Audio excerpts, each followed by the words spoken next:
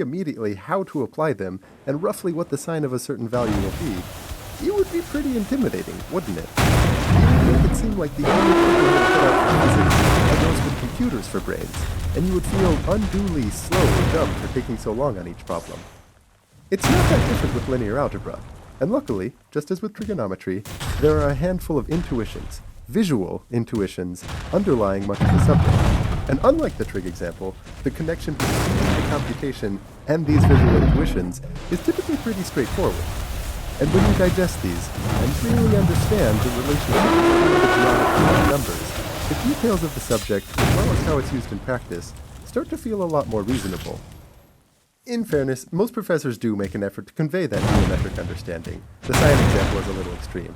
But I do think that a lot of courses have students spending a disproportionate amount of time on the numerical side of things, especially given that in this day and age, we almost always get computers to handle that half, while in practice, humans worry about the conceptual half. So this brings me to the upcoming videos.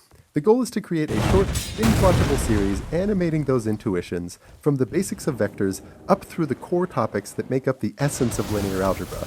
I'll put out one video per day for the next 5 days, then after that put out a new chapter every 1 to 2 weeks. I think it should go without saying that you cannot learn a full subject with a short series of videos, and that's just not the goal here.